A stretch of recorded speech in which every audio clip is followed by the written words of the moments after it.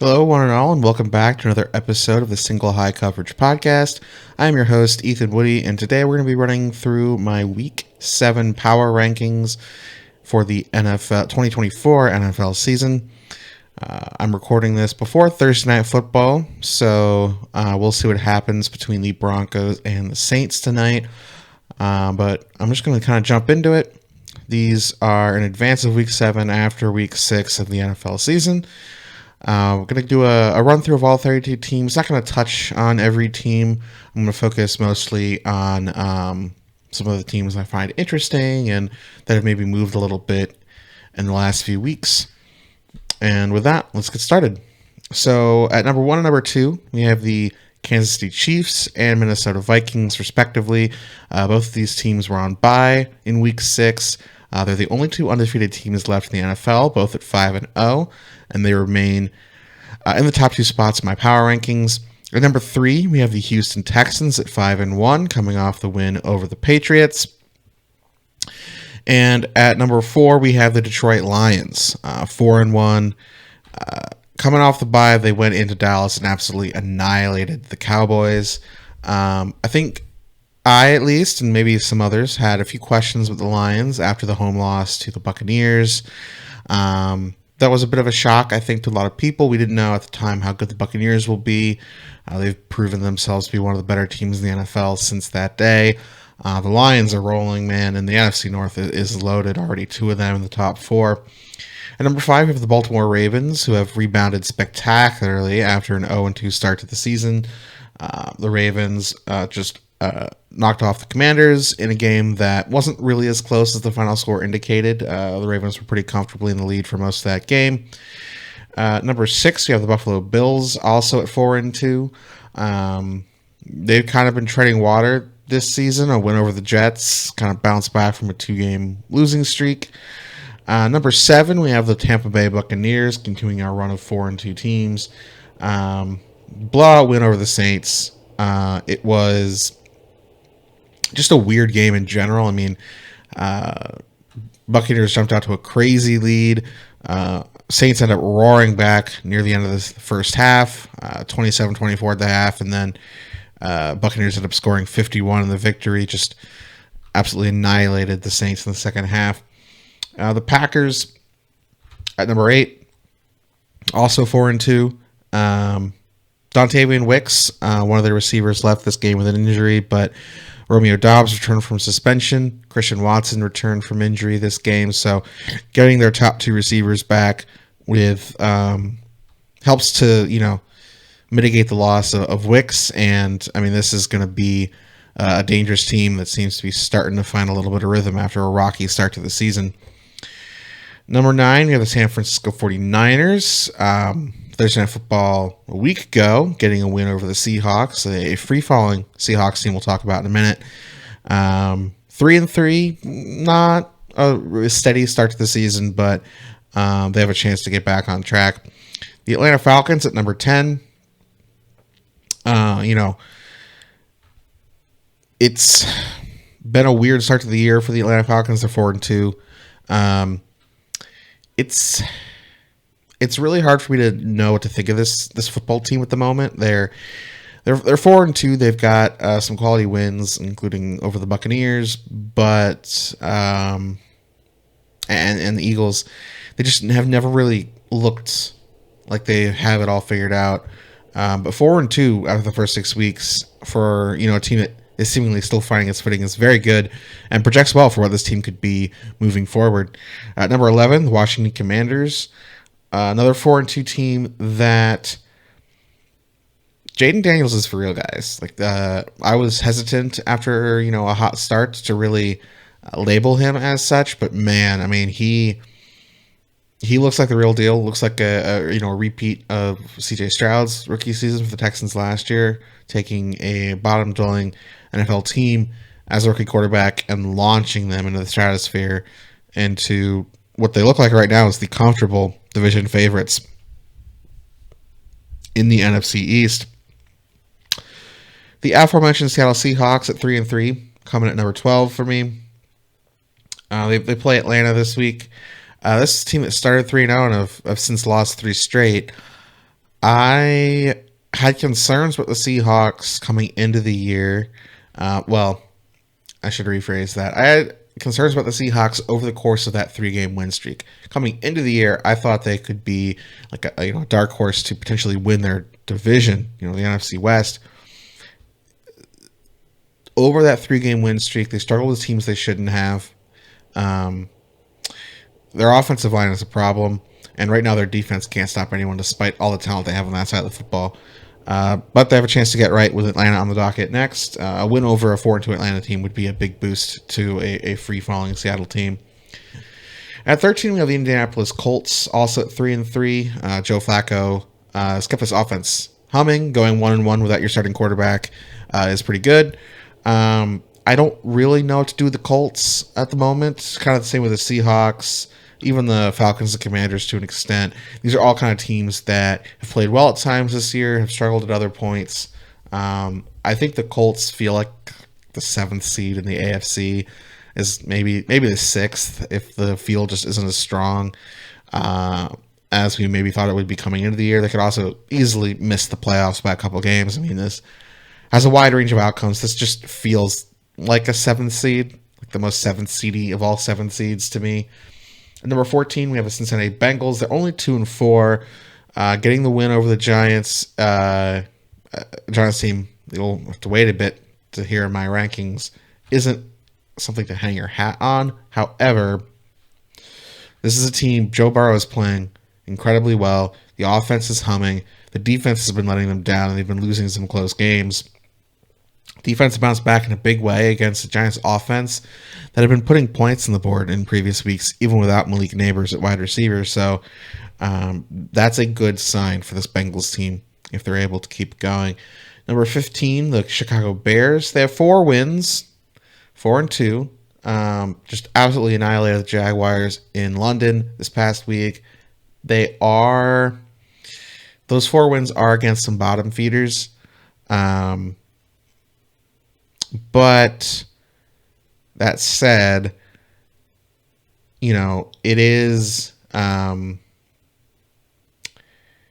it's just good to see Caleb Williams playing well. It's good to see, Chicago getting their feet under them, so to speak. This is a team that I picked as a potential dark horse to sneak into a playoff spot. Looks like they could trend in that direction, but their schedule does get significantly harder moving forward. Number 16, the Philadelphia Eagles, an absolute mess right now. 3-2. Nick Sirianni, man, head coach of the Eagles. I've been out on him for like 2 years, and he's proving me right now. He's just trying to pick fights with the fans and trying to get keep receipts after a 4-point win over one of the worst teams in the league in the Cleveland Browns. It's just a mess in Philadelphia right now. They have a chance to still win the division. I don't think Dallas is going to compete. It's really between them and the Commanders right now, but we'll have to see how that plays out. The Pittsburgh Steelers at number 17, another 4-2 team. Justin Fields looks like they're moving away from him. Looks like Russell Wilson is going to start this week. Excuse me. I don't have faith in either quarterback. I don't think either Justin Fields or Russell Wilson gives this team much of a chance to win week to week. This is a really, really good defense, especially on the defensive line. But this is an injured offensive line. Outside of George Pickens, they have no real weapons on offense, and even Pickens has his issues right now. It's a problem. Number 18, the New York Jets, 2-4, new interim head coach, new play caller. Things looked a little bit better. They still lost to the Bills at home. I was high on this team's potential coming into the year. Clearly, I was mistaken. This is a team that could easily, get 10, even 11 wins by the end of the year. I could also see them winning 7. Wide range of outcomes here for the Jets still, but I don't think they're the Super Bowl contenders they hoped they would be this season. At number 19, the Saints, New Orleans Saints. This team has been in free fall for me for a couple weeks now. I know they're injured. Derek Carr is out. Chris Olave, Shaheed all out. Those are their three best offensive players. You can throw Taysom Hill in there as well. Just by and large, I mean this team, we probably thought they were better than they were after 2 weeks. After a win over the Panthers is going to move the needle much. They annihilated the Cowboys, and we were all like, "Whoa, look at the Saints." As I suspected at the time, the Cowboys not very good. Number 20, the Arizona Cardinals, 2-3, kind of just sleepy loss to the Packers this week. Not much to say there. This is a feisty team, but not one that's going to be a real competitor this year. Number 21, we have the Los Angeles Rams. They were on bye this week. Hopefully they can get healthy soon. I still think this is a team that can make some noise in the playoffs if they can get healthy. Number 22, the Los Angeles Chargers. Win over the Denver Broncos. They look really good. If they're able to get healthy, Justin Herbert is legitimately one of the better quarterbacks in the NFL. This defense is playing a lot better under Jim Harbaugh this year. So this is a sneaky team that could make some noise in what is a much weaker AFC wildcard race than I think we all thought it would be coming into the year. And you can see the same things with the Denver Broncos at number 23. They lost decisively to the Chargers this past week. We'll see what happens against the Saints, but I have a feeling they'll probably win that game. It's tough to expect a lot from rookie Bo Nix and what's a pretty depleted offense, but Sean Payton, once considered one of the best coaches in the NFL, has these guys playing a lot better than I think most people thought they would be. 3-3. They're another team, if they can, get Nix some more experience, could be a team that over the course of the season makes some noise when we didn't think they necessarily would. Number 24, the Dallas Cowboys, another 3-3 team. I have a feeling the Cowboys are just going to keep falling in my rankings. This team is bad. Dak Prescott, highest paid player in the NFL, does not have a lot of help. The offensive line is bad. The receivers outside of CeeDee Lamb are bad. They have no running game to speak of. The defensive line is awful, especially with Micah Parsons injured. Their secondary is thin. This is just a bad football team, and it was kind of trending this way for a couple years, and it feels like the bottom is finally kind of falling out here for the Cowboys. Number 25, the Tennessee Titans, 1-4, close loss to the Colts at home this week. This is a team that I still think has talent, veteran talent across their roster, and could make some noise, but they're probably not winning more than 6 or 7 games this year. Number 26, the Miami Dolphins. They were on bye this past week. Hopefully that helps them get a little bit healthier. They traveled to Indianapolis this week. It's going to be at least another week before Tua comes back, and probably another few weeks beyond that. So they have to hope to cobble together some wins in that time if they want to be relevant when Tua does return. At number 27, the Raiders, Las Vegas Raiders. Aiden O'Connell got the start this week. Boilermaker legend. Go Purdue. He was not an improvement over former starter Gardner Minshew this week, which we kind of expected. They're very similar quarterbacks. They can succeed in a good environment. The Raiders do not have a good environment right now, and neither of them can elevate the squad beyond what the rest of their roster can provide. So the Raiders, I think, are trending towards the top 8, potentially a top 5 pick. Speaking of trending towards top 5 pick, number 28, we have the New York Giants. The Seattle win was legitimately impressive, but this is still a very bad football team. I would not be surprised if this whole administration is gone at the end of the year. That would be what I would do, were I in the owner's shoes, and that's what I would want as a Giants fan. I know some people are in Brian Daboll's camp, but I don't think this roster or team is any better now than they were 3 years ago when they took over, and that's a pretty strong indictment of the situation here. Number 29, we have the Carolina Panthers at 1-5. Things are a lot better with Andy Dalton at quarterback than with Bryce Young. I did a whole video on this channel. You can go check that out back in week 2 when Bryce Young was benched, kind of talking about that decision and why it was made. Things do look better under Andy Dalton. But this defense is still one of the worst in the NFL. Probably the worst in the NFL. Maybe the Cardinals can give them a run for that, but this is a bad football team. They're going to keep losing games, and we might see Bryce Young again if that happens. Number 30, we get the New England Patriots. Another 1-5 team. Drake May played well, I thought, for the most part. Had some really bad throws in there, but for the most part, I mean, he played well. And the loss to the Texans, it just was never close. The Texans are a lot better than the Patriots. If May keeps playing like that, I do think that the Patriots could win a couple games and maybe climb a couple spots in these rankings. But for now, this is where they settle. And then to round things out with the last two spots, we have the Cleveland Browns at 31, the Jacksonville Jaguars at 32. Both 1-5 teams. The Browns' only win is over the Jaguars. The Jaguars did win a shootout against an injured Colts team 2 weeks ago. Now, the Browns, I don't have much more to say about them. We haven't already said. The Jaguars, this is a very critical week. This is a very critical week for the Jaguars. They're staying in London. So they got blown out by the Bears in London on Sunday. Sunday morning, American time, they're playing in London again against the Patriots.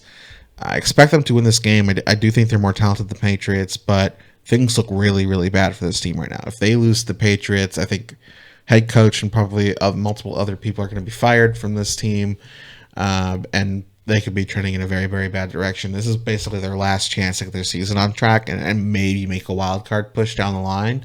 They need to win this game. I have a whole article coming out on NFL Trade Rumors Saturday morning about the Jaguars situation, so go check that out. Kind of details some potential players that could be selling when Doug Peterson does eventually lose his job. I suspect a win will buy him a couple more weeks, but given their upcoming schedule, I don't think they're going to be stacking wins anytime soon, and that's going to doom him.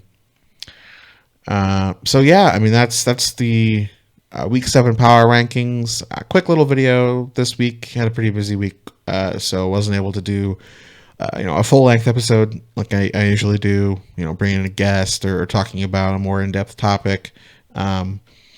Hoping to do some more draft-centric stuff soon, as the college football season, continues on. Starting to do some more draft evaluation stuff, keeping up with the tape on these guys throughout the season and doing some small rankings updates. Not going to do full position ranking updates until the college football season is over. Once it is, I'll do a ranking update full. That'll be in January. And then again, after the pre-draft processes are mostly wrapped up, so post-combine, post-senior days for some of the important prospects. So that's going to be coming after the holidays. And in the meantime, I'm hoping to do some shorter updates, some stock watch stuff, probably starting next month. I might get another guest or two on here in the coming months. So look forward to some fun stuff moving forward. And thank you all for watching. Have a good day.